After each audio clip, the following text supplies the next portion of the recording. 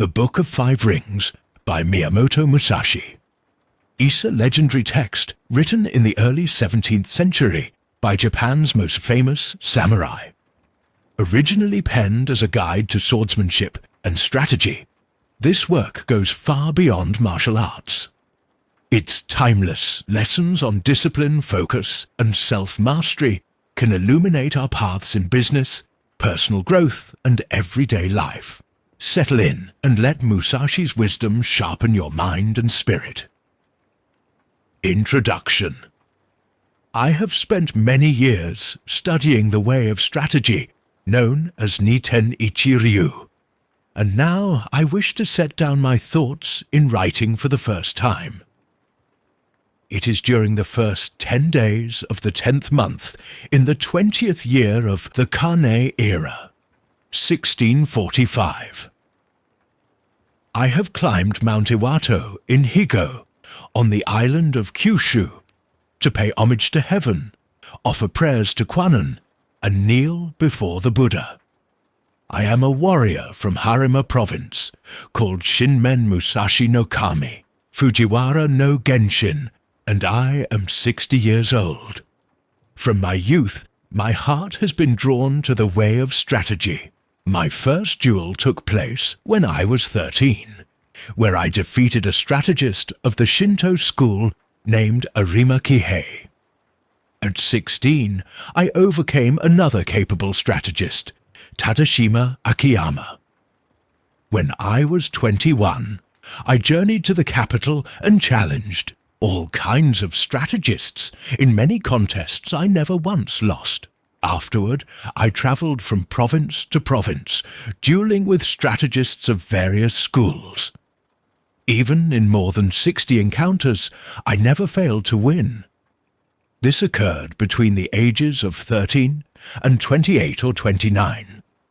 At 30, I reflected on my past and realized that my earlier victories did not necessarily come from mastering strategy. It might have been innate talent, the will of heaven, or perhaps the weaknesses in other schools. Since then, I have pursued the underlying principle of strategy, studying morning and evening until I finally understood it at age 50.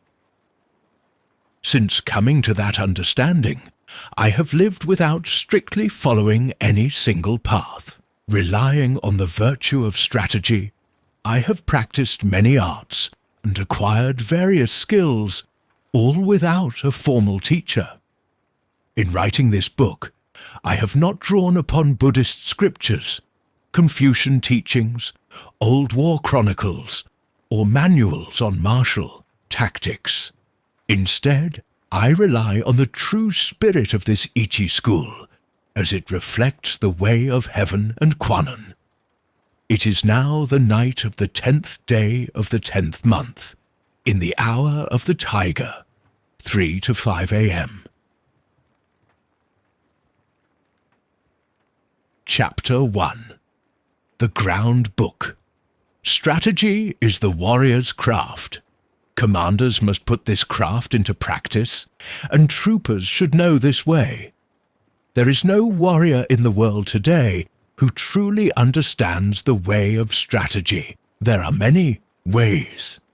There is the way of salvation through the Lord of Buddha, the way of Confucius guiding the path of learning, the way of healing for doctors, the way of waka for poets, and many arts such as tea ceremony, archery, and countless other skills.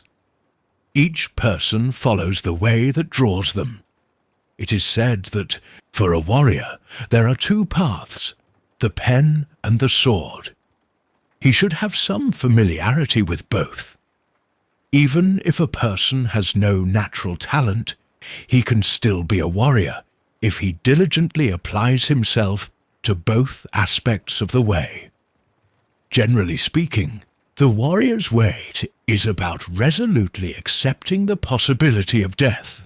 Although priests, women, peasants, and those of lower status may also willingly die for duty or out of shame. That is a different matter. The warrior is unique in that studying the way of strategy focuses on overcoming opponents. By winning duels or in large-scale battles, a warrior gains power and honor for himself or for his lord. This is the virtue of strategy, the way of strategy. In China and Japan, those who follow the way have been known as masters of strategy. Warriors must learn this way. Recently, some people have achieved success as strategists, but often they are merely sword fencers. The attendants of the Kashima and Kantori shrines in the Hitachi province received teachings from the gods and formed schools based on that instruction, traveling from region to teach others.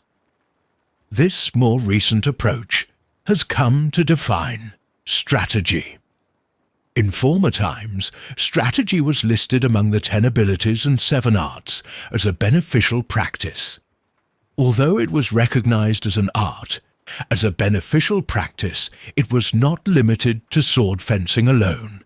The true value of sword fencing cannot be judged solely by technical skills within the realm of fencing. If we observe the world, we see that many arts are treated like commodities for sale. People use their tools to sell themselves. It is like valuing the flower over the nut, missing the essence. In this form of strategy, both teacher and student become preoccupied with showy techniques, trying to make the flower bloom quickly.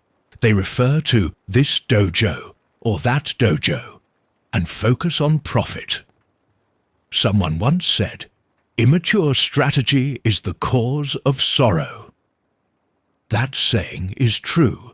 There are 4 ways in which people pass through life: as gentlemen, farmers, artisans, and merchants.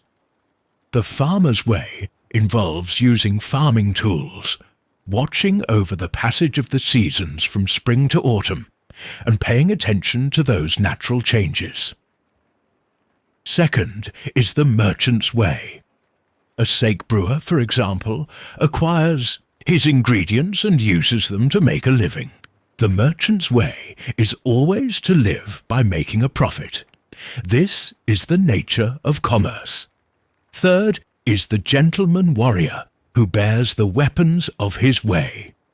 The warrior's way is to master the virtue of his arms. If a gentleman dislikes strategy, he will fail to appreciate the value of weaponry, so he must develop at least some understanding of it. Fourth is the artisan's way. The carpenter, for example, must become skilled with his tools, first drawing up his plans accurately, then carrying them out. This is how he lives his life. These are the 4 ways: gentleman, farmer, artisan, and merchant. Comparing the way of the carpenter to strategy, we can compare strategy to carpentry through the idea of constructing buildings. There are noble mansions, warrior residences, and households in general. Some flourish while others fall into ruin. These families have their own styles, traditions, and reputations. A carpenter uses a master plan for a building, and in the same way, strategy has a plan for a campaign. If you wish to learn the craft of war, study this writing. A teacher is like a needle. A student is like thread. You must practice continuously. Like a master carpenter, a commander must understand universal laws, the rules of the land, and the principles of different kinds of households. This is the foreman's way. A foreman carpenter needs to know the architectural theory of towers and temples, as well as the plans for palaces. He must then employ workers to build houses. The way of the foreman carpenter is similar to that of the commander of a warrior's household. When constructing a house, one must choose the right wood. Straight, unblemished timber with a fine appearance is used for visible pillars.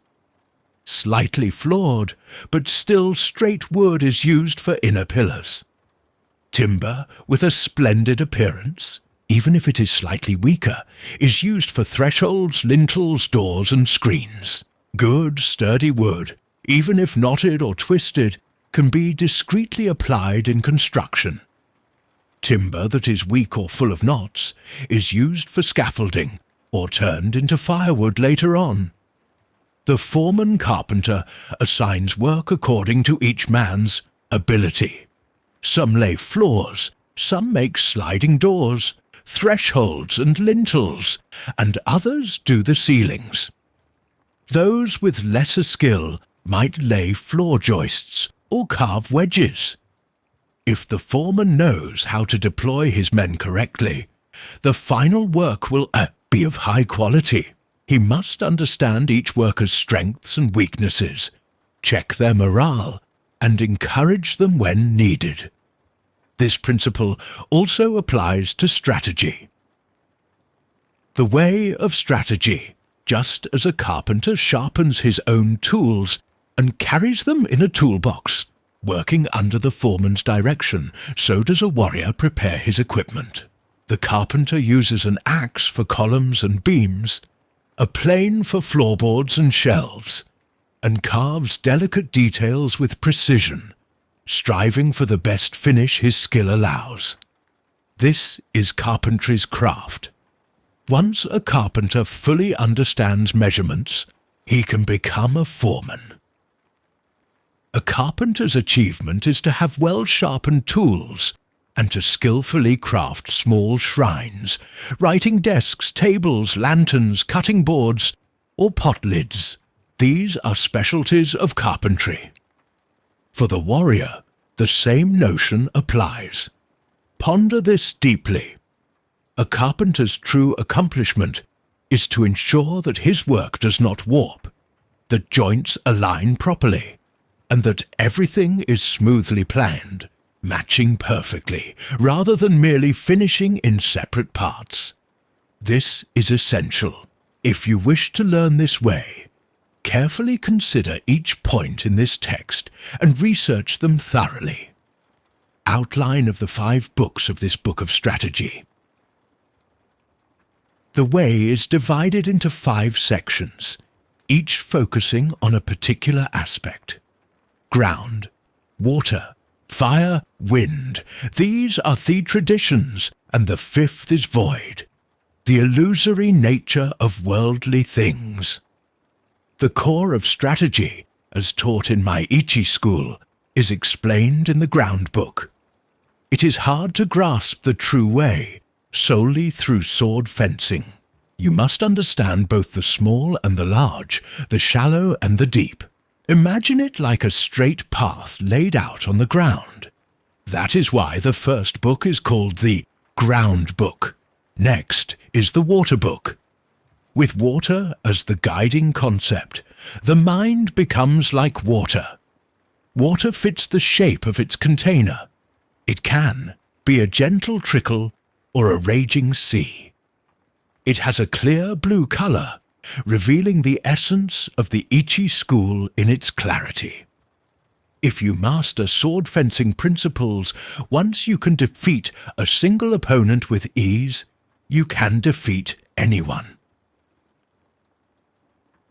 The spirit of overcoming one opponent is the same when facing 10 million. The strategist makes small things large, like creating a giant Buddha statue from a single-foot model. I cannot explain every detail here. The core principle of strategy is that by understanding one thing, you grasp 10,000 things. The teachings of the Ichi school are described in the water book. Third is the fire book, which deals with combat. The spirit of fire is intense, whether the flame is small or large, just as it is in battle. The same principles apply whether 2 men fight or 10,000 on each side. You must understand how spirit can grow or shrink. Large groups move slowly, so their actions can be predicted more easily. An individual changes his mind quickly, making his actions harder to foresee. Recognizing this is crucial. The essence of this book is that you must train day and night to make swift decisions. In strategy, you must treat training as a natural part of life, keeping your spirit steady. Combat is thus discussed in the fire. Book. 4th is the Wind Book. This does not focus on my Ichi school directly, but rather on other schools of strategy. By wind, I refer to old traditions, current traditions, and family lineages of strategy. I will clarify the strategies practiced in the world. This is tradition. It is hard to know yourself if you do not know others. Every way may have detours. If you study a way daily, but your mind strays, you might think you are following a good path. Yet, in reality, it is not the true way.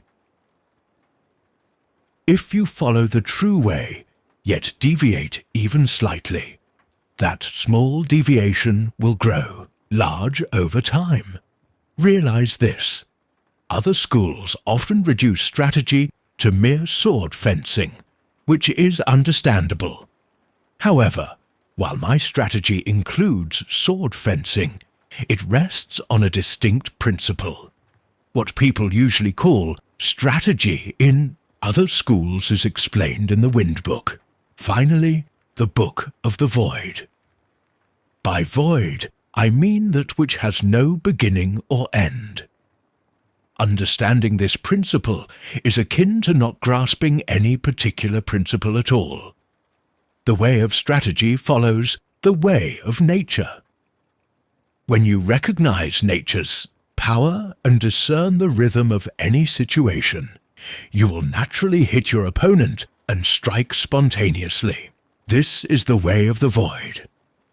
In the Book of the Void, I intend to show how to follow the true way in accordance with nature.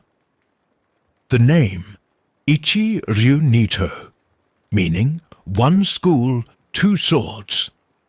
Warriors, whether commanders or troopers, wear two swords at the waist. In olden times they were called the long sword and the sword. Nowadays people say sword and companion sword. Whatever the reason, in our land, a warrior wears two swords. Such is the way of the warrior. Nito Ichi Ryu expresses the advantage of wielding both swords. The spear and halberd are weapons carried outdoors. Students of the Ichi school's way of strategy should start training with both the sword and the long sword in each hand. This is the truth. When you are willing to sacrifice your life, you must use every weapon at your disposal. It is a mistake to die, holding a weapon still sheathed. When you hold a sword with both hands, you cannot move it easily to the left or right. My approach is to hold the sword with one hand. This does not apply to large weapons like the spear or halberd, but both the sword and companion sword can be held in one hand.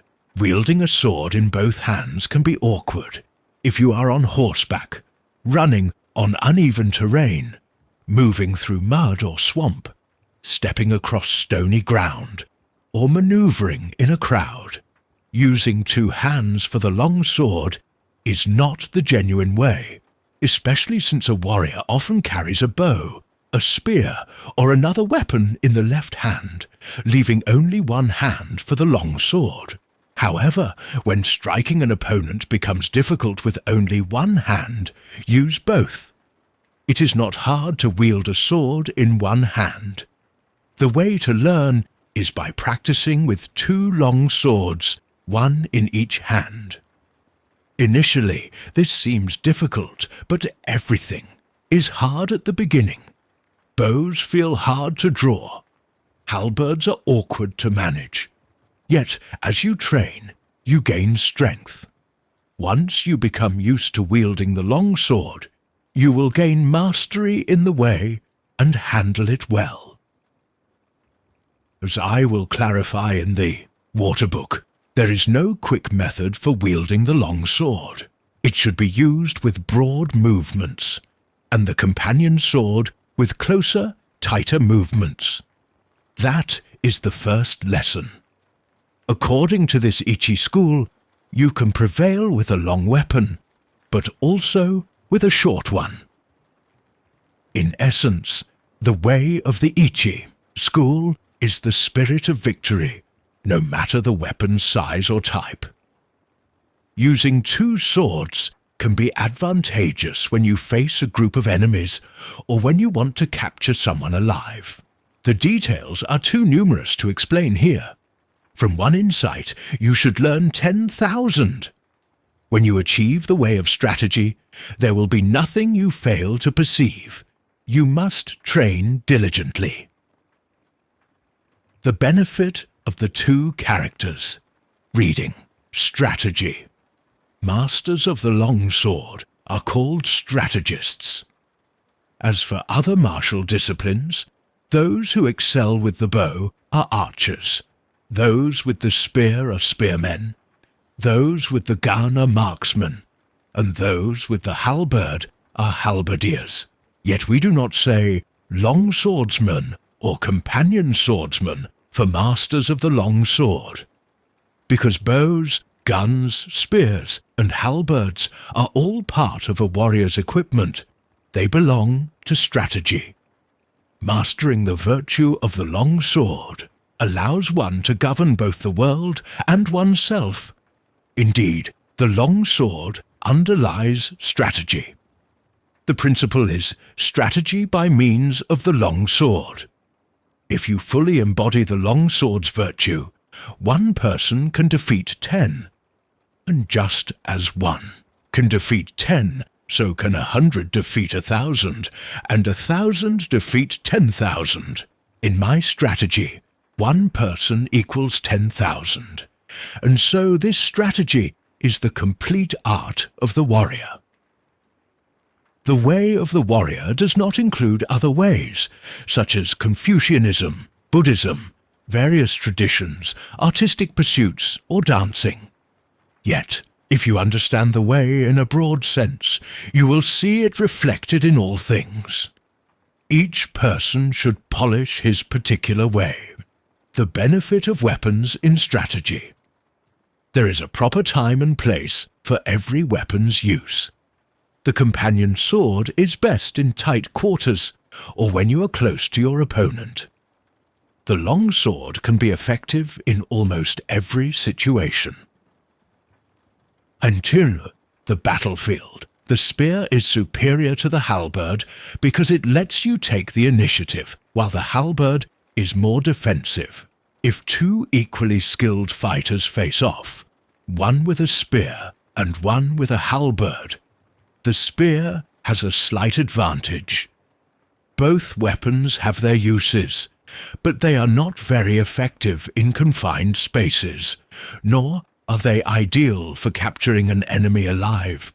They are best suited for open battlefields.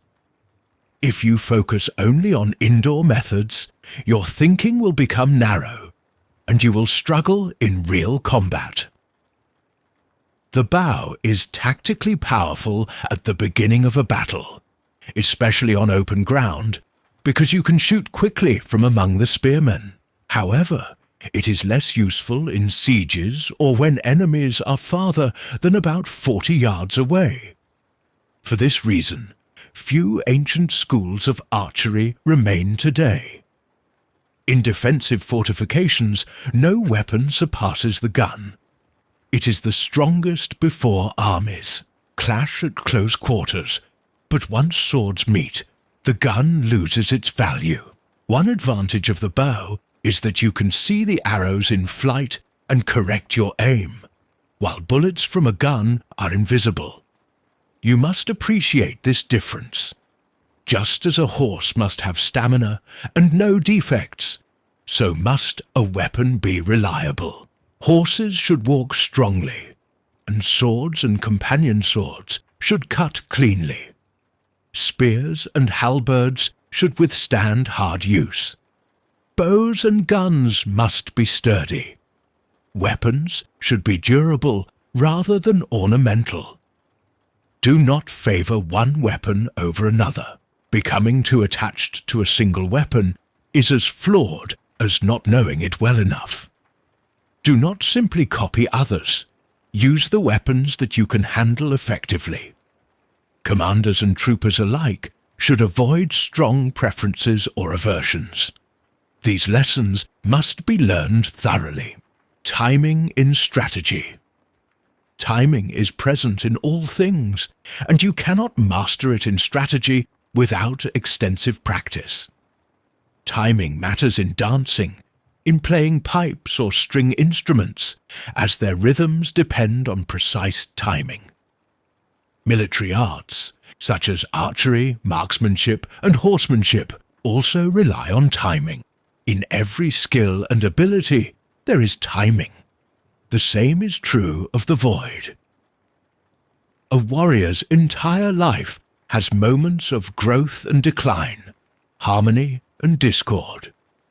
Similarly, merchants experience prosperity and loss of capital. Everything has its rise and fall. You must perceive these rhythms. In strategy, there are various timing considerations. From the beginning, you must discern what timing is suitable and what is not, recognizing the differences among large and small, fast and slow. You need to understand both obvious timing and the subtler background timing. This is crucial in strategy. If you fail to grasp background timing, your strategy will be uncertain. You win battles through a timing that emerges from the void, a timing of cunning that the enemy does not expect. Once you understand the enemy's timing and seize that moment, all 5 books focus primarily on timing. You must train rigorously to comprehend this. If you practice the Ichi school's strategy day and night, your spirit will naturally broaden. This is how large-scale strategy, as well as the strategy of individual combat, can be spread throughout the world. This is the path for those who wish to learn my strategy. 1. Do not think dishonestly. 2. The way is in training. 3. Become acquainted with every art. 4. Know the ways of all professions. 5. Distinguish between gain and loss in worldly matters. 6. Develop intuitive judgment and understanding for everything. 7. Perceive things that are not visible to the eye. 8. Pay attention even to small details. 9. Do nothing that is without use. It is vital to keep these broad principles in your heart as you train in the way of strategy. If you fail to consider everything on a grand scale, you will struggle to master strategy. If you study and succeed in this strategy, you will never be defeated, even by 20 or 30 opponents at once. Above all, fix your mind on strategy and follow it diligently. You will learn to defeat enemies in direct combat and also gain the power to win simply by the look in your eye. With enough training, you can control your body fully, overpower opponents by your very presence, and in time, stand against 10 men by the force of your spirit alone. When you reach that point, can it not be said that you are invincible? Furthermore, in large-scale strategy, a superior person can skillfully command many subordinates, carry himself properly, govern the nation, and care for its people, thus maintaining the ruler's discipline. If there is a way to avoid defeat, to protect oneself and earn honor, it is the way of strategy. Chapter 2. The Water Book. The spirit of the Ni-Ten Ichi school of strategy is likened to water. This water book explains methods of achieving victory through the longsword form of the Ichi school. Words alone cannot fully reveal the way, but one can grasp it intuitively. Study this text by reading one phrase at a time and reflecting upon it. If you interpret its meaning carelessly, you will stray from the way. The principles of strategy here are described mainly for single combat, yet you must think broadly, so you can also grasp warfare involving 10,000 on each side. Strategy differs from most fields in that even a small misstep in the way can lead to confusion and poor habits. Simply reading this book will not grant you the way of strategy. Absorb what is written. Do not merely read, memorize, or imitate. Work so that you discover its principles within your own heart, and train hard until it becomes part of your body. Spiritual bearing in strategy. In strategy, your spirit should not differ from its usual state. Whether in battle or daily life, remain resolute yet calm. Face each situation without tension or recklessness, keeping your spirit steady but not rigid. Even when your spirit is calm, do not let your body go slack.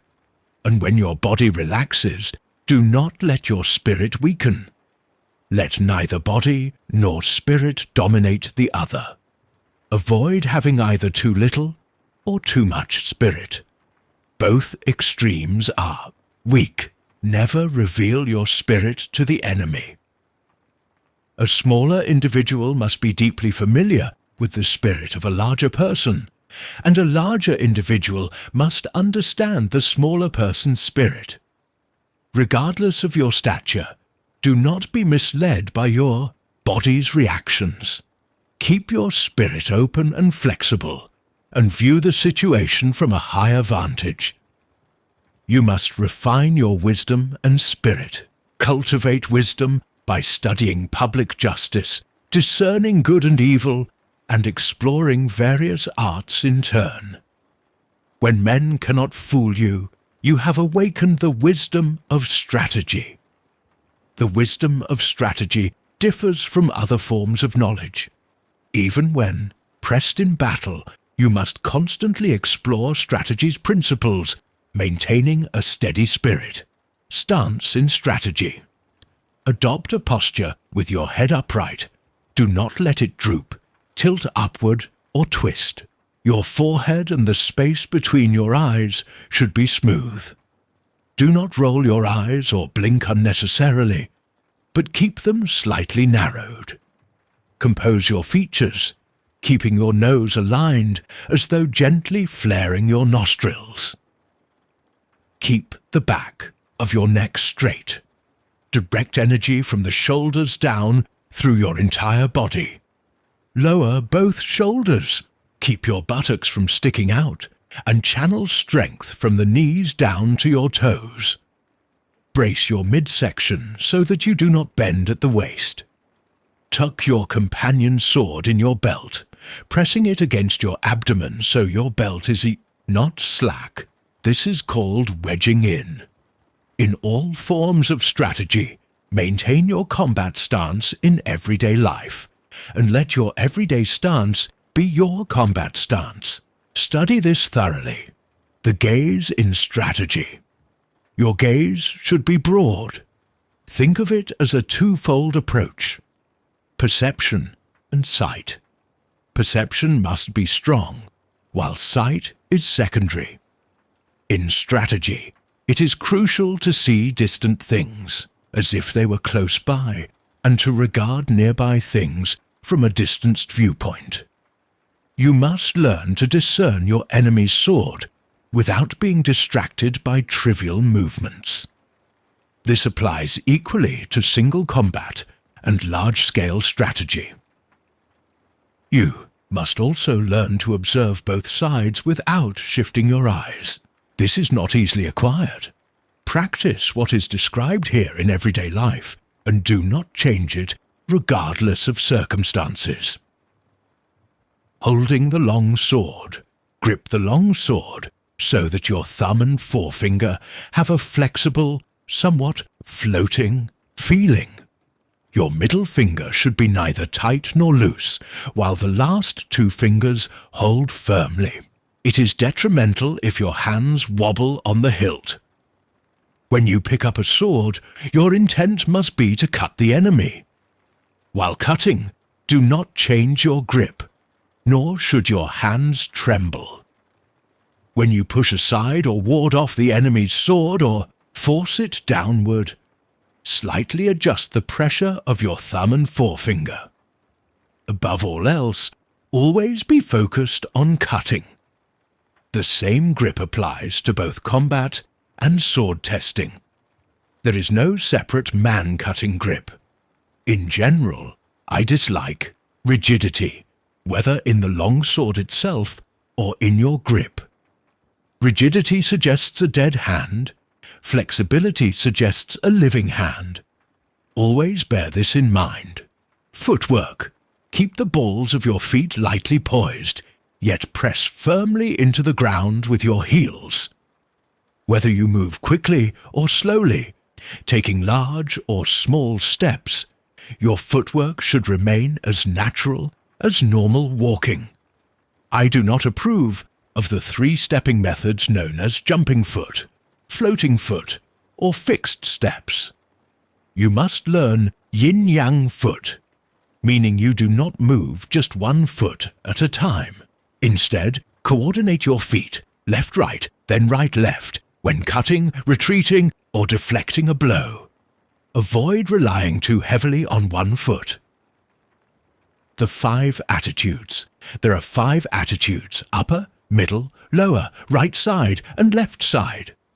All 5 share a single purpose: to cut the enemy. No others exist. Regardless of your chosen attitude, do not be overly conscious of holding that stance. Focus instead on cutting. Your stance can be large or small, depending on the situation. The upper, lower, and middle attitudes are decisive, whereas the left and right side attitudes are more adaptable. Use left or right side attitudes when there is an obstruction above or to one side. Your choice depends on your specific surroundings. The essence is this: to grasp attitude thoroughly, master the middle stance. The middle stance is the core of all attitudes. If we imagine strategy on a grand scale, the middle stance is like the leader, and the other 4 are subordinates. Reflect on this carefully. The way of the long sword. Understanding how to handle a long sword means you can effectively wield, even with 2 fingers, the same weapon you normally carry.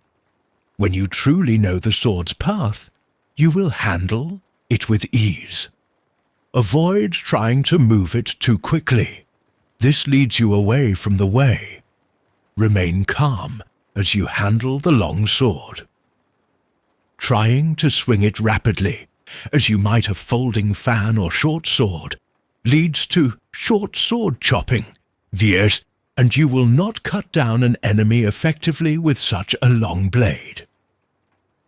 After a downward cut, lift the long sword straight up. If you cut sideways, bring it back along that same path. In returning the sword, keep your elbows extended smoothly. Grip it with determination. This is the proper way to wield a long sword. By studying my 5 approaches of strategy, you will learn to handle a sword adeptly. Constant training is essential. The 5 approaches.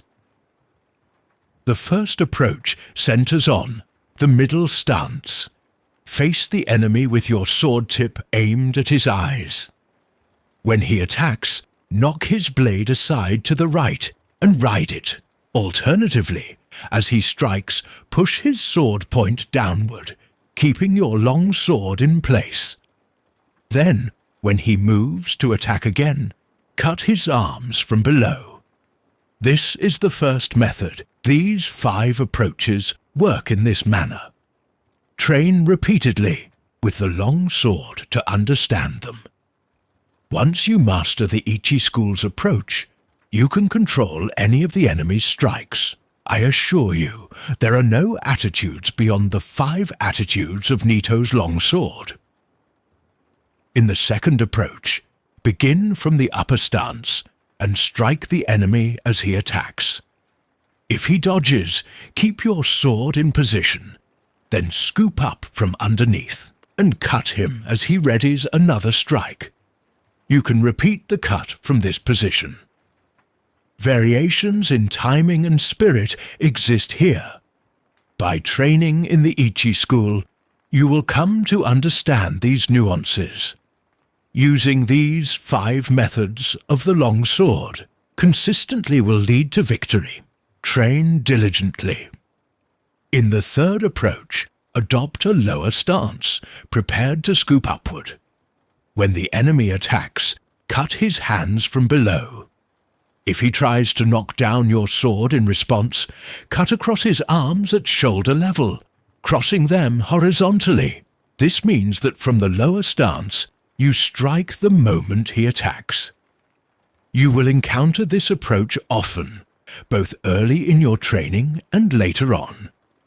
Practice it with the long sword in hand. In the fourth approach, take the left side stance. As the enemy attacks, cut his hands from underneath. If, while doing so, he attempts to push your sword down, keep the sensation of striking his hands, then parry the path of his long sword and cut downward from over your shoulder. This is the essence of the long sword. Through this approach, you neutralize the enemy's blade as you cut.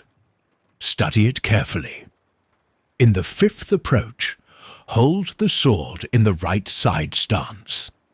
Reacting to the enemy's attack, shift your sword from below and to the side into an upper stance. Then cut straight down. This method is vital to understanding the long sword thoroughly. If you can manage this, you can deftly wield a heavier blade. I cannot detail every movement for these 5 approaches. You must familiarize yourself with my principle of harmony with the long sword, recognize large-scale timing, comprehend the enemy's sword, and grow accustomed to the 5 approaches from the beginning. By analyzing timing and discerning the enemy's spirit, these 5 methods will reliably secure victory. Reflect on all of this with care. The attitude, no attitude teaching. Attitude, no attitude implies there is no rigid requirement for formal stances with the long sword. Nevertheless, the 5 ways of holding the blade still exist. Whichever stance you use, it should allow you to cut well, fitting the situation, the terrain, and your position relative to the enemy.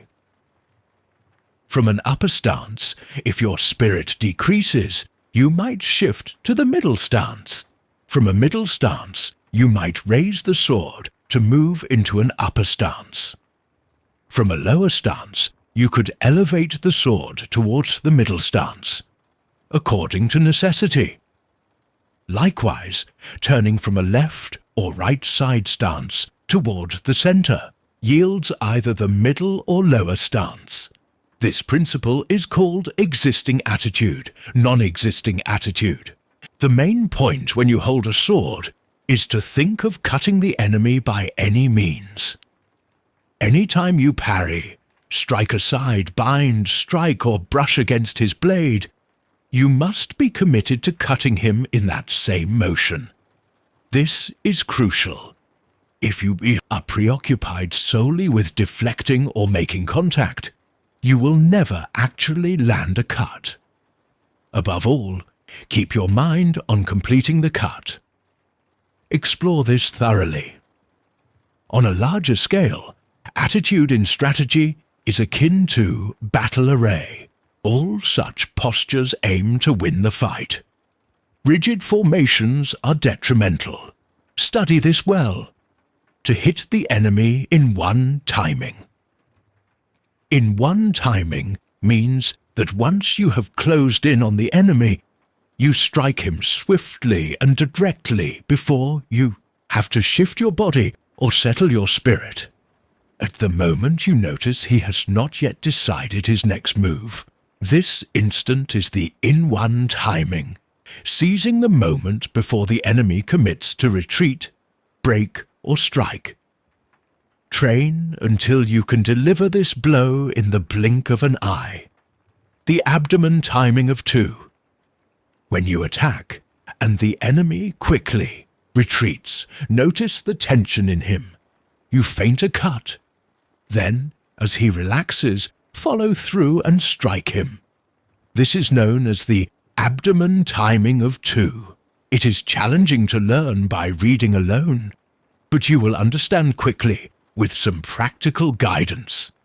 No design, no conception. In this method, when the enemy attacks and you decide to attack as well, you thrust forward with your body and spirit, striking out of the void with your hands, accelerating with force. This is the no design, no conception cut. It is one of the most vital methods of attacking and is used often. Train diligently to master it. The flowing water cut. The flowing water cut is used when your blade and the enemy's blade are locked together. If he withdraws suddenly, attempting to spring forward again with his sword, let your body and spirit expand, and cut him as slowly and steadily as stagnant water. If you master this, you can be sure of the cut. You must judge your enemy's level in the process. Continuous cut. When you attack and the enemy counters, causing your blades to clash, cut his head, arms, and legs in one continuous motion. Striking multiple targets with a single sweep of the long sword is the continuous cut. Practice this often. It is commonly used. Through repeated training, you will grasp how it works. The fire and stones cut. The fire and stones cut means that when your long sword crashes against the enemy's, you slice with maximum force without lifting the blade even slightly. This requires strong coordination of hands, body and legs, cutting all together powerfully. With proper training, you will be capable of a forceful strike. The red leaves cut. The red leaves cut, an allusion to falling leaves, focuses on knocking down the enemy's long sword. Your intention is to dominate his sword. If he holds his blade before you, fully intent on cutting, striking, or parrying, you smash his sword with the fire and stones cut, possibly using the spirit of the no design, no conception cut. Then, press the tip of his blade downward, with a sticky feeling, causing him to drop it. With practice, you can easily force the enemy to lose his sword. Train this repeatedly. The body in place of the long sword, also called the long sword in place of the body. Generally, you move both body and sword together to cut. However, depending on the enemy's method, you can collide with him first, using your body, then follow through with your sword. If his body remains unmoved, you can cut with the long sword first. But often, it is wise to strike with your body, then cut. Investigate this thoroughly, and practice physical engagement. Vrig cut and slash. Cutting and slashing differ. Cutting, regardless of its form, carries a decisive, determined spirit. Slashing is merely making contact. Even if you slash powerfully and your foe collapses at once, it is still slashing. Cutting requires firm resolve in your spirit. You must understand this distinction. If you first slash at an opponent's hands or legs, you should then follow with a strong cut. Slashing equates to touching, and once you truly realize this, you will see how they merge. Study well. Chinese monkey's body. Chinese monkey's body means keeping your arms unextended. The idea is to close in rapidly without stretching out your arms before the enemy can cut. If you focus on not extending your arms, you maintain a greater apparent distance. Think of moving forward with your whole body. Once you are in reach, sliding the body in becomes simpler. Examine this carefully. Glue and lacquer emulsion body. This concept is about sticking to the enemy without separating. As you move in, press firmly with your head, torso and legs. Often, people advance their head and legs but leave their torso behind. Your goal is to adhere so completely that no gap remains between your body and the enemy's. Reflect on this thoroughly. 2. Strive for height. When you press in on the enemy, strive for height by stretching your legs, hips and neck, meeting him face to face without shrinking away. The moment you sense you have gained the higher position, drive in powerfully. Learn to do this, well, to apply stickiness. When you and the enemy both swing with long swords, move in with a sticky feeling and clamp your blade against his as you receive his cut. Stickiness is not about striking with great force, but about ensuring your swords do not easily separate. Remain composed when making contact with his blade.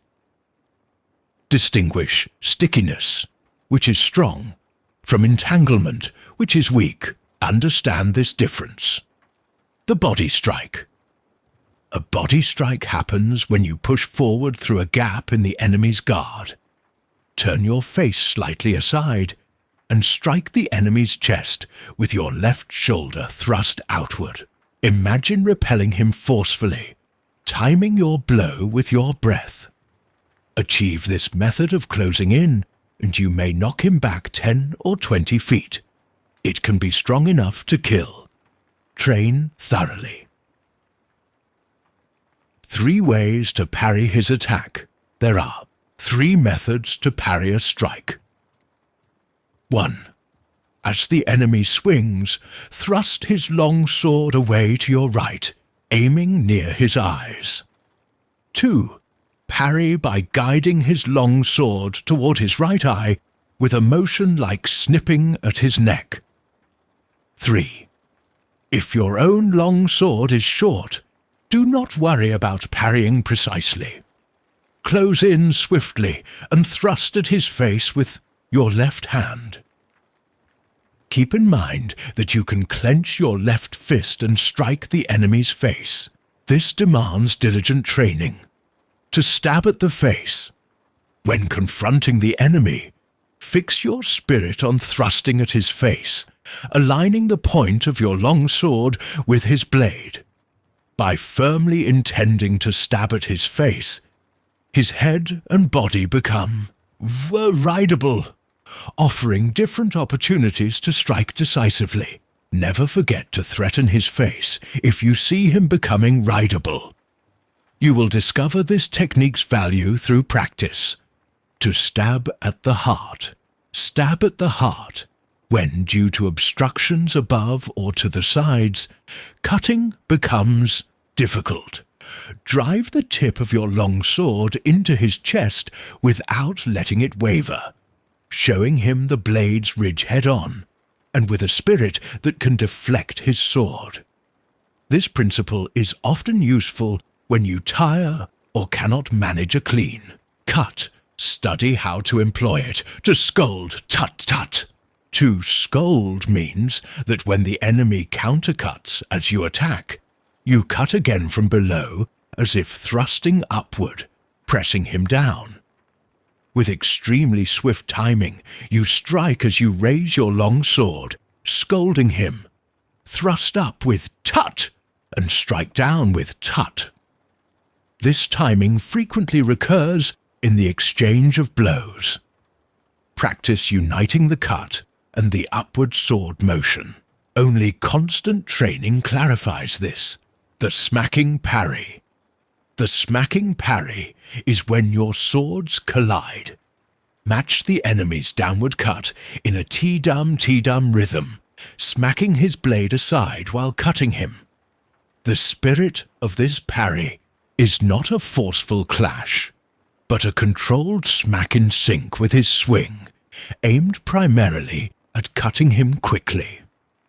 If you master this smacking timing, even the hardest collision of blades will not knock your sword tip back.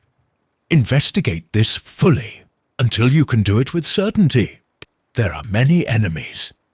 When fighting multiple opponents at once, draw both your sword and companion sword, spreading your arms widely to the left and right. Your intention is to keep the enemies scattering about, whether they come from the front, back, or sides. Observe which enemy attacks first and move to engage him. Sweep your gaze around thoroughly, taking note of their order of attack. Strike quickly left and right, never waiting passively. Immediately reclaim your wide stance to both sides, cutting down attackers as they rush in, crushing them in their own direction. In all you do, gather them as if threading fish on a line, and once they are bunched together, cut strongly without allowing them space to act. The advantage when coming to blows. You may know how to prevail in strategy with the long sword, but it cannot be fully articulated in writing. You must train steadily to understand victory. Oral tradition states, the true way of strategy is revealed through the long sword. One cut. You can be certain of victory with the spirit of one cut. However, it is challenging to achieve unless you have studied strategy deeply. If you train earnestly in this way, strategy will flow from your heart and you will win whenever you choose. Dedicate yourself to training. Direct communication. The spirit of direct communication reflects how the true way of the Ni-to-Ichi school is passed down and learned. Oral tradition states, teach strategy to your body. All that is recorded above outlines the basics of Ichi school swordsmanship. To learn how to conquer with the long sword, begin by mastering the 5 approaches and 5 attitudes, absorbing the way of the long sword into your very body. Grasp spirit and timing, manage the sword smoothly, and coordinate your body and legs with your inner resolve. Whether you face one opponent or 2, you will discover the values embedded in strategy. Study each part of this book. Fight enemies, so you gradually come to grasp the principle of the way. Step by step, let your patient mind adopt these teachings. From time to time, raise your hand in actual combat, maintaining the same spirit whenever you cross swords. Walk the 1,000-mile, road one step at a time. Spend years studying strategy and embody the warrior's spirit. Each day, strive to defeat your own past self. Tomorrow, aim to defeat men who are lesser than you. Then, to overcome those who are even more skilled, train as this book instructs, keeping your heart free from side paths. Even if you kill an enemy, it is not the true way if you have not used what you have studied. By attaining this way of victory, you can prevail against dozens of foes at once. What remains is refining your sword-fighting technique, which you will accomplish in real battles and duels. Chapter 3. The Fire Book. In this Fire Book of the Nitenichi School of Strategy, I compare the act of fighting to fire. First of all, people tend to see the benefit of strategy too narrowly.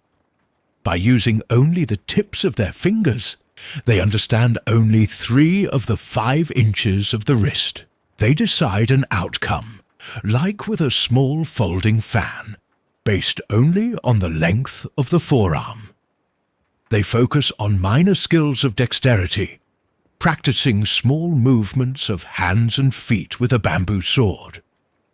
However, in my strategy, the training for overcoming enemies involves numerous contests fighting for your very life, and thereby discovering what life and death truly mean. You must learn the way of the sword, recognize the power of attacks, and understand the role of the blade's edge and ridge. Minor techniques bring little benefit, particularly when you wear full armor. My way of strategy is the sure method of survival, even if you must face 5 or 10 opponents alone. There is nothing wrong with the principle that if one person can defeat 10, then 1,000 can defeat 10,000. You should study this. Of course, you cannot gather 1,000 or 10,000 men for daily practice. Yet, by training on your own with a sword, you can gain such a deep understanding of your enemy's strategy, strength, and resources that you can apply these principles to overcome 10,000 foes. Anyone who wishes to master the essence of my strategy must study diligently, practicing both morning and evening. Doing so will refine your skill, free you from self, and allow you to achieve extraordinary ability. You will come to possess a power that seems miraculous. This is the practical outcome of strategy, depending on the place. Carefully examine your surroundings. Stand with the sun at your back so it shines behind you. If that's not possible, try to keep the sun on your right side. Indoors, position yourself so that the entrance is either behind you or to your right. Make sure nothing obstructs your back and leave free space on your left, holding a side stance on your right. At night, if you can see the enemy, keep any source of fire behind you and the doorway to your right. Otherwise, use the same stance as before. Always try to stand at a slightly higher point than the enemy, ensuring you can look down on him. For instance, in a house, the place of honor is usually higher. When the fight starts, endeavor to maneuver the enemy toward your left side. Drive him into difficult positions and keep him facing those disadvantages. If he finds himself in an awkward spot, do not let him inspect it or shift away. Instead, press him and hold him there. Indoors, for instance, drive him into doors, thresholds, lintels, verandas, or pillars, again preventing him from fully seeing where he stands.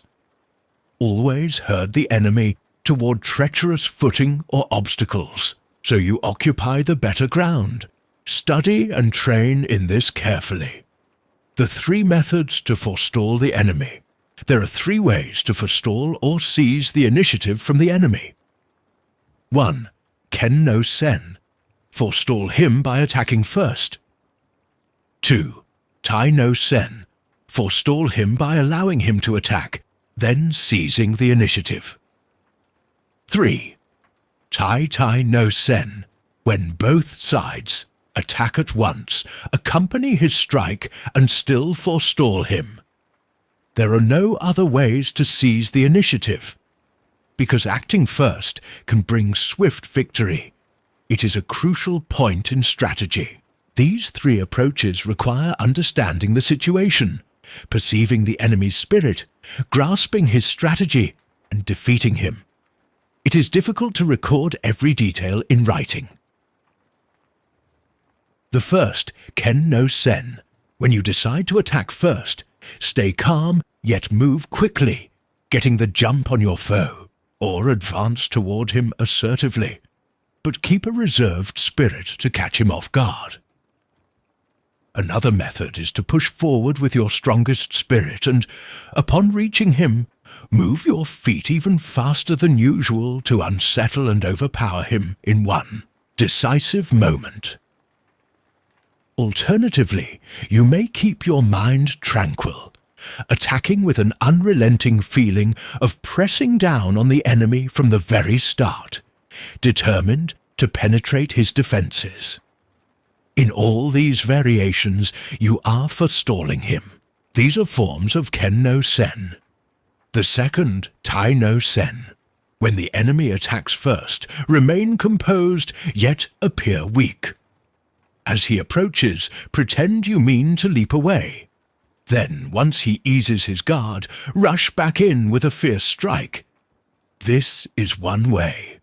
Or if he attacks you with force, respond with even greater strength and take advantage of the confusion in his rhythm to secure your victory.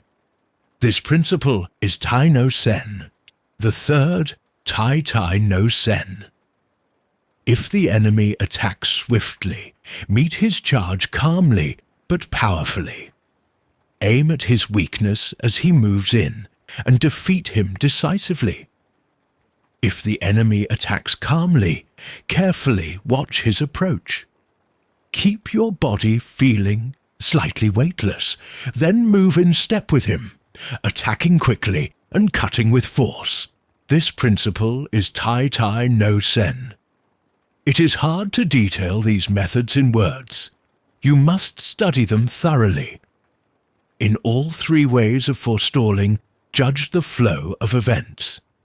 You might not always want to strike first, but even if the enemy does, you can still guide his actions. Once you have gained the advantage through forestalling, you have effectively won. So train hard to master this. To hold down a pillow. Holding down a pillow means not letting the enemy's head rise. In strategy, you must avoid being manipulated by the enemy. Instead, you must constantly be the one controlling his movements. Naturally, your foe will try to seize the initiative too, but if you deny him the chance to act effectively, he cannot forestall you. In strategy, intercept his attempts to cut or thrust, and thwart him when he seeks to grapple. That is the essence of holding down a pillow. Once you understand this principle, you will foresee and counteract any tactic he tries. The spirit is to shut down his action at the very moment he begins it. If he tries to cut at K, block him at C. The key in strategy is to block your opponent's effective moves while allowing his pointless ones. Yet merely stopping him is defensive. You must also take initiative in the way. Prevent his techniques, disrupt his plans, and then command him. Once you can do this, you will have mastered strategy. Practice and study the concept of holding down a pillow. Crossing at a ford. Crossing at a ford is like choosing to cross the sea at a narrow strait or sailing across 100 miles of ocean at a point where it narrows. This happens often in life. You set sail while others remain in harbour, trusting your knowledge of the route, the soundness of your ship, and the favour of the day. With a good tailwind or favourable breeze, you embark. If the wind changes before you arrive, you row the rest of the way without the sail. With that attitude, you can apply crossing at a ford to everyday life.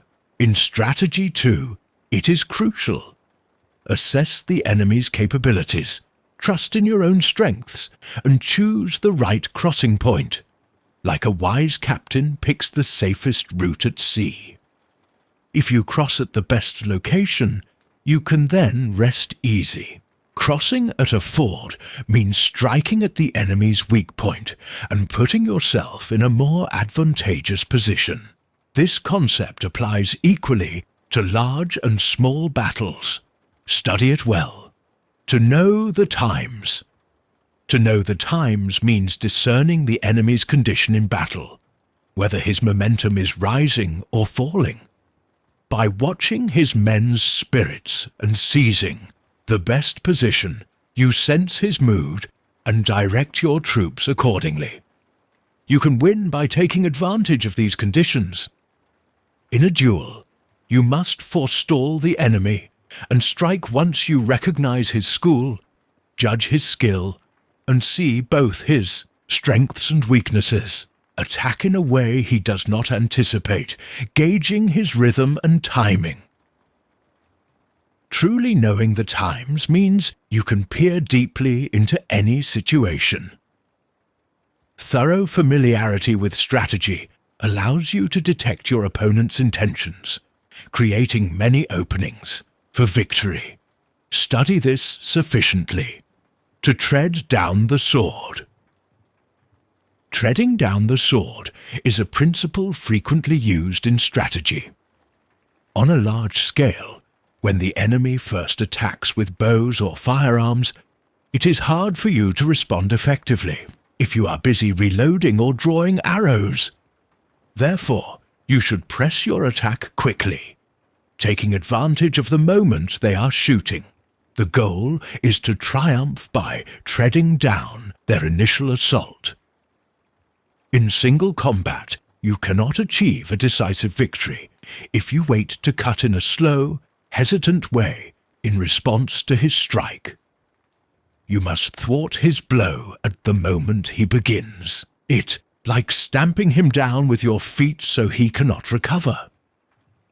This notion of treading does not only involve your feet. You can tread with your entire body and spirit, and of course with the long sword. Cultivate the mindset of denying your enemy any chance to strike a second time. This is forestalling in every sense. As soon as you close in on the enemy, your aim is not just to land a single hit and move away, but to cling to him and maintain control. Investigate this thoroughly. To know collapse. Everything can collapse. Houses, bodies, and enemies. Collapse arises when their rhythm is disrupted. On a large scale, once you notice the enemy beginning to collapse, you must chase him relentlessly before he can recover. A duel, the enemy may lose his timing and become unbalanced. If you waste this opportunity, he might reassert himself and avoid the same mistake again. Watch for his collapse. Pursue him so he cannot recover. Attack with strength, cutting him down entirely so he cannot regain his footing. Learn how to finish him off when he collapses. To become the enemy. To become the enemy means putting yourself in his position. People generally think of a robber barricaded in a house as someone entrenched and protected. But if you consider becoming the enemy, you realize he feels the entire world is against him. With no escape, he becomes like a pheasant, and you, the one storming in, are like a hawk. Understand this perspective. In large-scale strategy, people often assume the enemy is strong and grow too cautious. But if you have able soldiers, if you grasp the principles of strategy, and if you understand how to defeat them, you have nothing to fear. In single combat, you should also see from the enemy's point of view. If you think he is a master of the way and knows strategy well, then you might be defeated by your own doubt. Reflect on this deeply. To release 4 hands. Releasing four hands occurs when both you and your enemy are locked in the same mindset with no clear resolution. You must discard that stalemate and use a different resource to win. In large-scale strategy, when you sense you are in a four-hands deadlock, do not abandon hope. Being alive means you still have options.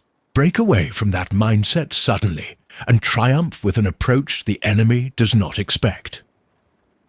In a duel, likewise, if you realize you are in a four-hands situation, shift your perspective and defeat him by employing a technique that suits the moment.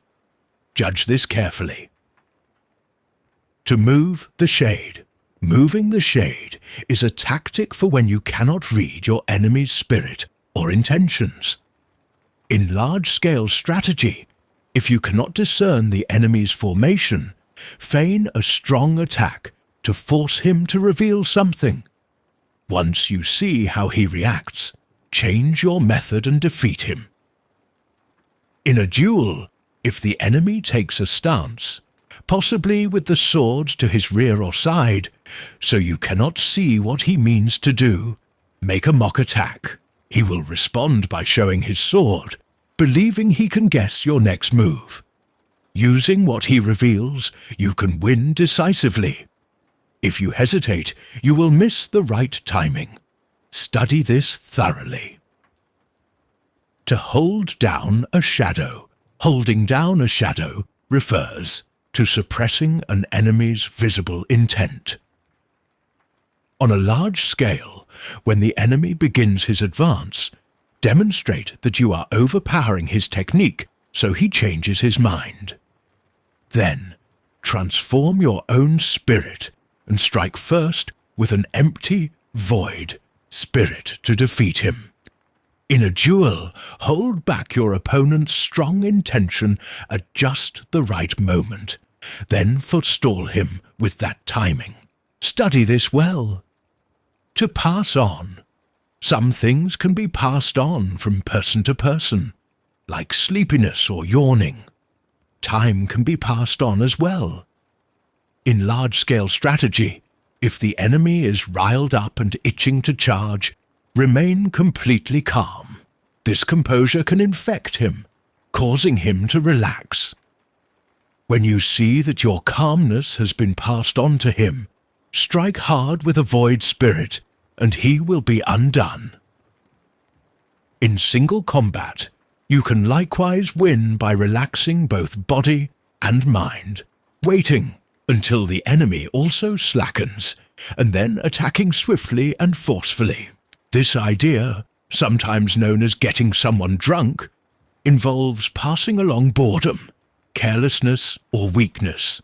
Study this well. To cause loss of balance.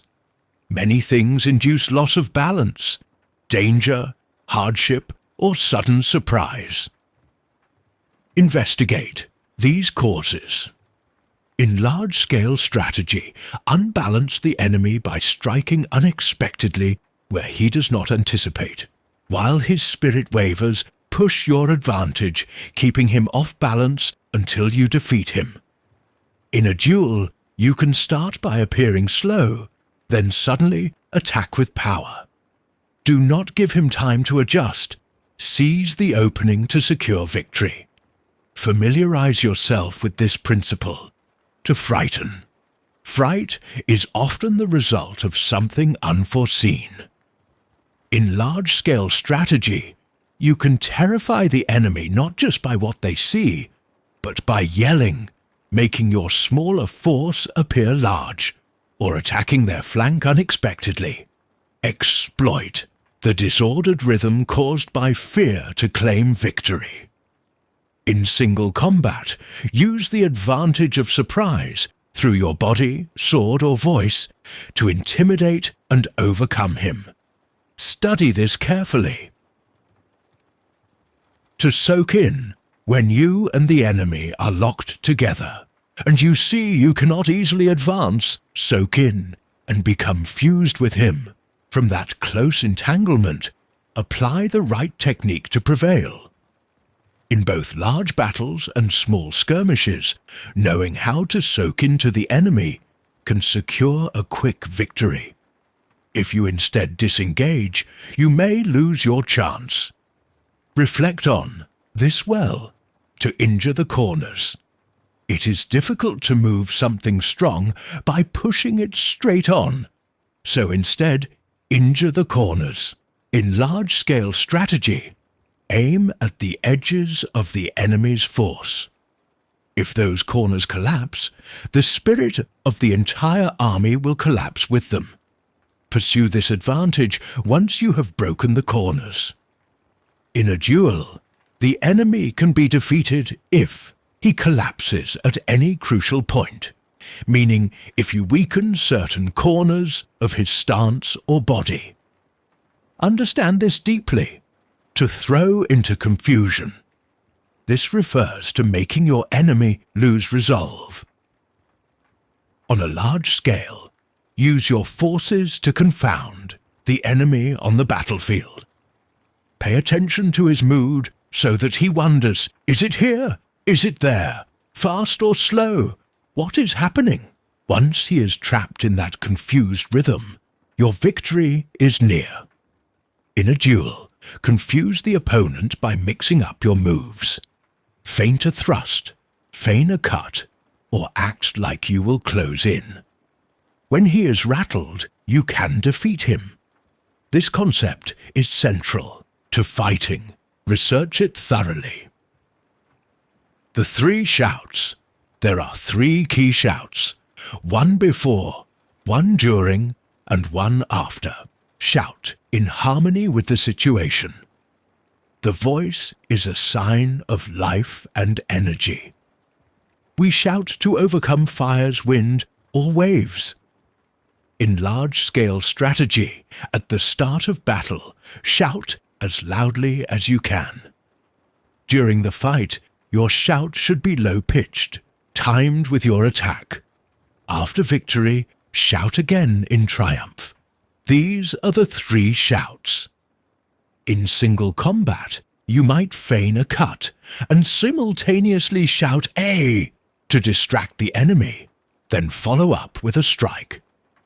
After you have cut him down, you shout again to announce your victory. This is called sengo no koe, meaning the voice before and after. Do not shout simultaneously while flourishing the sword. Shout during the fight to set your rhythm. Learn this well. To mingle. When 2 armies face off, attack the enemy's strong points. Once you see them weaken, disengage briefly, then strike another strong position on the outskirts of his lines. Imagine moving along a winding mountain path. This method also applies when one fighter faces many. Overwhelm the enemies in one area or drive them back. Then sense the right time to switch and attack enemies to the left or right, like navigating a winding path. Always keeping track of their overall condition. Once you grasp their level, attack decisively with no thought of retreat. Mingling means advancing and engaging the enemy without stepping back. Understand this thoroughly. To crush. To crush means to treat the enemy as if he is already weak. In large-scale strategy, if you see the foe has few men or that his spirit is in chaos, you topple him decisively, pulling the hat down over his eyes, so to speak. If you do it half-heartedly, he may regain his footing. Crush him completely, as if gripping him in your hand. In a duel, if he is less skilled, or his rhythm unravels, or he is forced into retreat, crush him instantly. Show no regard for his presence. Offer no chance for him to catch his breath. Itagi, it all at once, so he cannot regain any position. Study this with care. The Mountain Sea Change. Mountain Sea Spirit means you should not repeat the same tactic over and over when fighting. Sometimes you might have to try something twice, but never 3 times. If you use a tactic once and fail, the chance of success with it again is slim. If you fail twice, you definitely must switch approaches. If the enemy expects the mountains, attack like the sea. If he expects the sea, strike like the mountains. Reflect on this deeply. To penetrate the depths. While fighting, even if you appear to have the advantage, if the enemy's spirit remains unbroken, he may keep fighting despite superficial defeat. By penetrating the depths, you extinguish the enemy's spirit completely, often by quickly altering your own spirit. This can happen frequently. Penetrating the depths involves using your sword, body, and spirit to undermine him. This is not easily summarized. After crushing an enemy deeply, there is no need to stay on high alert. However, if his spirit lingers, he remains dangerous. You must practice how to penetrate the depths in both large and small battles. To renew applies when you and the enemy are locked in stalemate with no clear solution. Let go of that. Deadlock. Adopt a fresh mindset. Then claim victory with a new rhythm. To renew means that while nothing outwardly changes, your spirit does, and that new approach carries you to success. In large-scale strategy, carefully consider how this concept applies. Study it earnestly. Rat's head, ox's neck.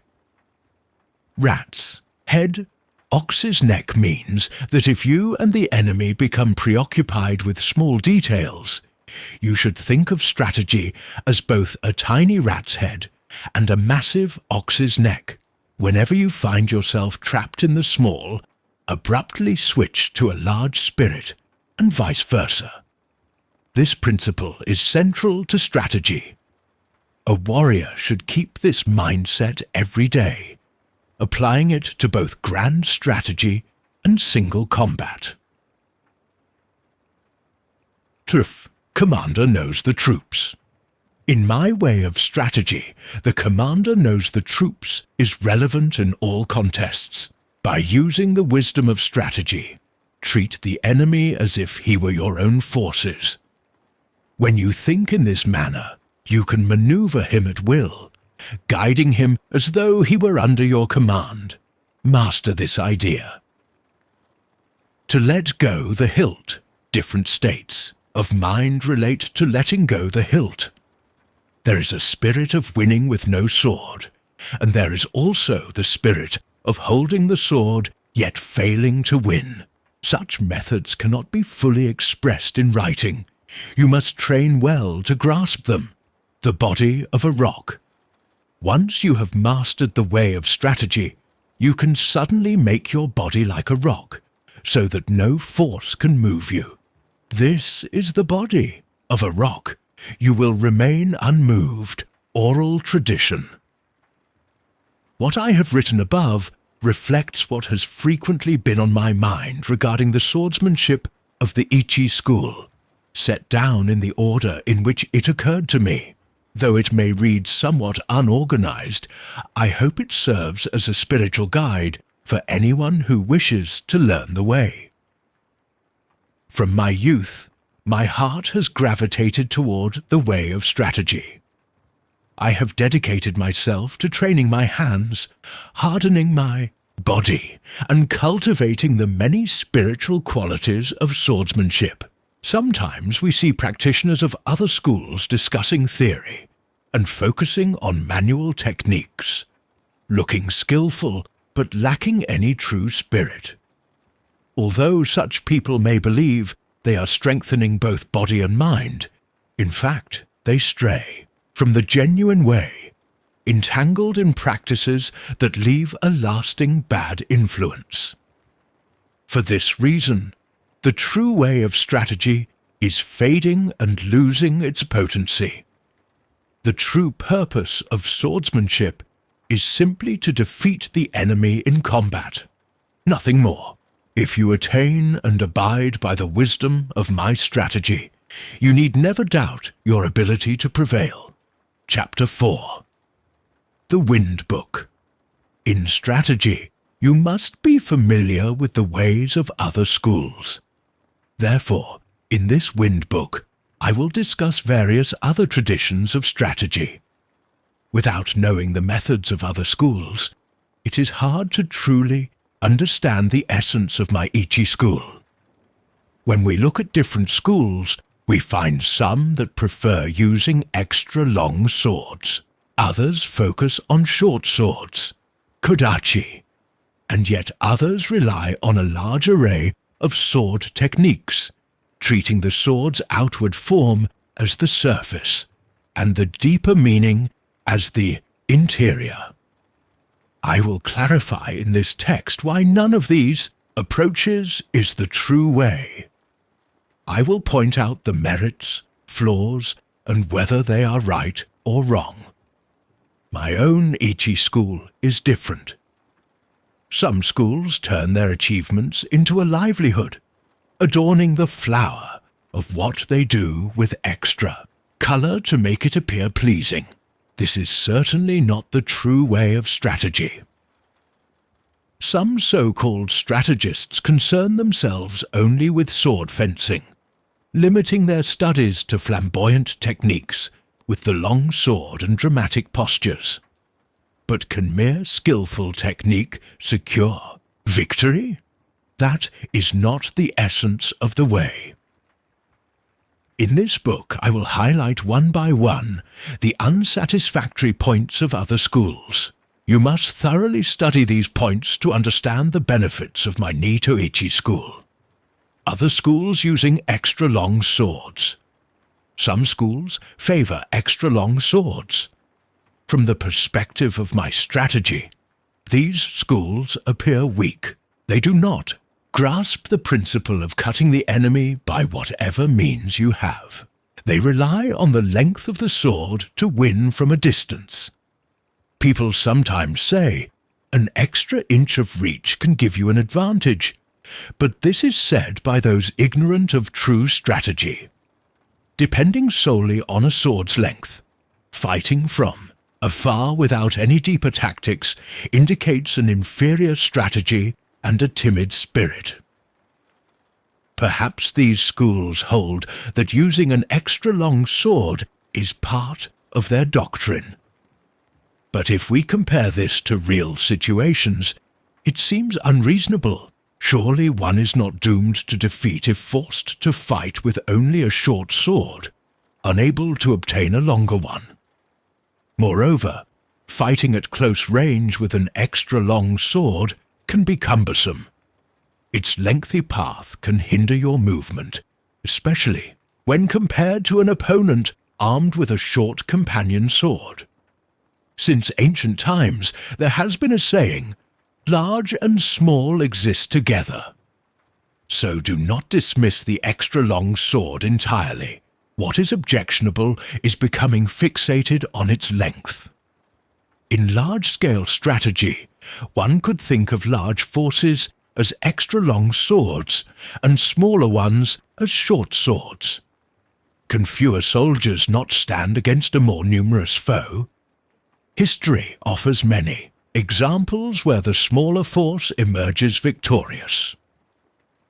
Your strategy means little if you grow attached to the long sword when you must fight in cramped quarters, or if you only have your companion sword indoors. Also, physical strength varies from person to person. My teachings oppose a rigid mindset. Study this carefully. The strong long sword spirit in other schools. One should not speak of a strong or weak long sword. If you grip the sword too forcefully, your cutting will become awkward. A clumsy strike makes winning difficult. If you obsess over the sword's power, you may try to cut with excessive force and fail to cut at all. Similarly, trying to cut too forcefully when testing a blade is counterproductive. Whenever you cross swords, do not think of cutting either strongly or weakly. Focus on cutting down the enemy. Your sole intent should be to kill him. Relying on brute force alone can cause your blade to swing uncontrollably if it meets the enemy's sword. Hence, the adage, "the strongest hand wins," holds no real meaning. In large-scale strategy, if you have a strong army and count on raw power, but the enemy is also powerful, the battle will be fierce for both sides. Victory without the correct principle is unlikely. My school aims to prevail through the wisdom of strategy, disregarding minor matters. Reflect on this. Use of the shorter longsword in other schools. Using a shorter longsword is not a guaranteed way to triumph. Long ago, tachi and katana referred to long and short blades. Truly strong warriors can wield even the longer sword with ease, so they have no need to seek a shorter one. They also find spears and halberds practical due to their reach. Some people think carrying a shorter longsword will let them exploit the moment an opponent swings wide, stepping in quickly to stab. This approach is flawed. Waiting for the enemy's unguarded instant is purely defensive and becomes risky at very close range. Moreover, if numerous enemies confront you, you will not succeed by constantly slipping in and out with a short blade. You might manage a few sweeps, but continuous attacks from multiple foes will force you to parry endlessly until you are cornered. This runs counter to the true way of strategy. The sure path is to confuse the enemy, make him dodge unpredictably, while keeping your own body firm and upright. The same holds true for large-scale strategy. Gather in superior numbers and overwhelm your opponent swiftly. Yet, many people who study strategy become used to parrying, evading, and retreating, making these their defaults. Thus, an enemy may easily manipulate them. The way of strategy is straightforward. Chase the enemy around, forcing him to follow your will. Other schools with many methods of using the longsword. Placing too much emphasis on particular postures of the longsword reveals a narrow perspective. Attitude, as typically understood, applies when there is no immediate opponent. This custom dates back to older traditions, and people often adopt an attitude as if there were a new or modern way of dueling. However, you should strive to place your foe in disadvantageous positions instead. An attitude, in essence, represents an intention not to be moved, such as in defending a castle or standing firm in battle formations, showing you cannot easily be broken. But in one-on-one strategy, your mindset should be to seize the initiative and attack. An attitude is defensive by nature, implying you wait for the enemy's assault. Consider this carefully. In a duel, you must disturb your opponent's stance, attacking where his spirit is slack. Throw him into confusion, unnerve him, exploit the enemy's rhythm once he falters, and you can secure victory. For that reason, I dislike the defensive notion of attitude in combat. Instead, my approach includes attitude no attitude. On a larger scale, you will arrange your forces at the start of a battle, noting your own and the enemy's numbers and the terrain. Yet taking the initiative differs greatly from defending. Enduring an assault with a strong attitude, warding off blows, this is like building walls of spears and halberds. But to attack, You must have the spirit of tearing out these stakes and using them yourself. Ponder this carefully, fixing the eyes in other schools. Some schools teach that you should focus intently on the enemy's sword. Others say to watch his hands, his face, or his feet. However, if you fix your gaze on just one of these points, your spirit may become confused and your strategy compromised. To clarify with an example, a skilled soccer player does not watch the ball continuously, yet can still play effectively. When you master a skill, you are not bound by where you aim your eyes. Master musicians may have a score before them, or skilled swordsmen may display various flourishes, but this does not mean they fix their gaze on those things or make pointless gestures. It indicates they see naturally. In the way of strategy, after much fighting, you will gauge the enemy's sword's speed and position effortlessly, and also perceive the weight of his spirit. In strategy, focusing your gaze means you look into the opponent's heart. In large-scale strategy, focus on the enemy's overall strength. You have perception and sight. Perception means concentrating intently on the enemy's spirit, gauging the battlefield and watching the flow of the fight and any shifts in advantage. That is the sure path to victory. In a duel, do not fix your eyes on irrelevant details. As stated earlier, if you obsess over details and neglect greater truths, your spirit becomes muddled and victory slips away. Examine this principle thoroughly and train diligently. Use of the feet in other schools.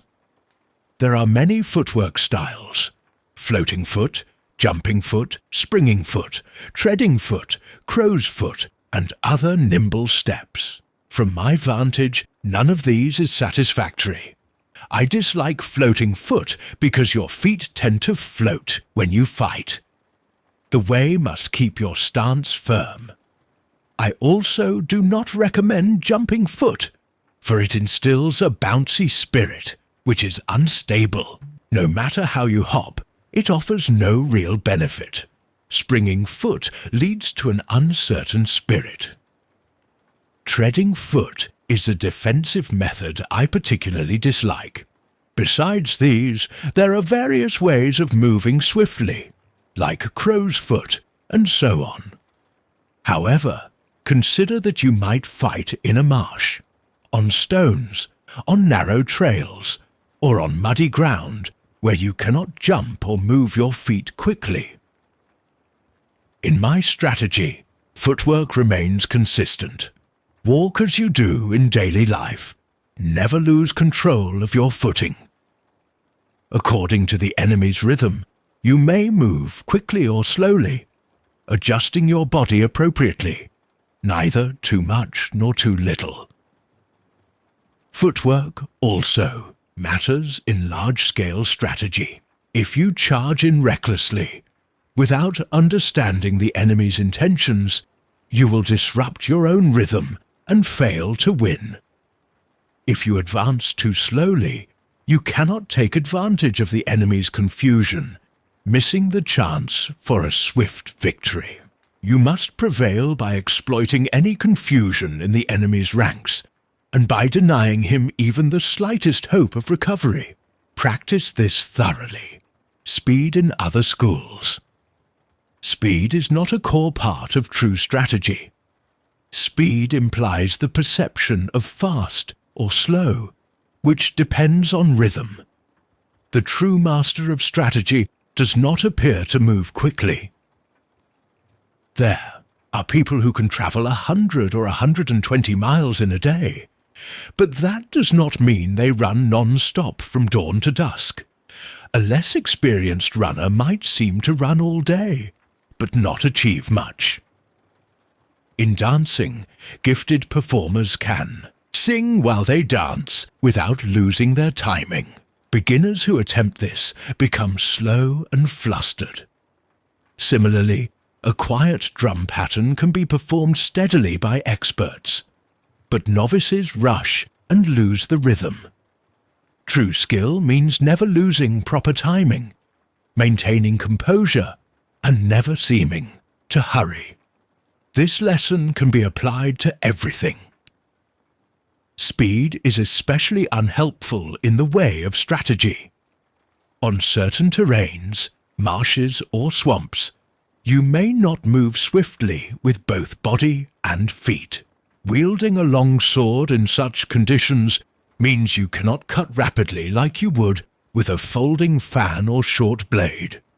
You should recognize this. In large-scale battles, a frantic, rushed mind is harmful. Your outlook should be as if you are holding down a pillow, ensuring you are not even a moment late. When your enemy charges in haste, counter him calmly. Never let his haste affect your own spirit. Train diligently to cultivate this attitude. Interior and surface in other schools. In strategy, there is no distinction between interior and surface. Many arts speak of concealed teachings, secret transmissions, or inner gates, but in actual combat, there is no such thing as fighting on the surface or cutting with the interior. When I instruct in my way, I start with methods the student can comprehend, a doctrine that makes sense. Then, as the student develops, I gradually reveal deeper principles they cannot easily grasp at the beginning. But since understanding arises through experience, I do not talk in terms of interior versus surface. In this world, if you walk in the mountains thinking to go deeper and deeper, eventually you come out again, returning to the outer gate. Whatever the way, it has an interior. Sometimes it is good to show the entrance. In strategy, we cannot precisely label what is concealed and what is revealed.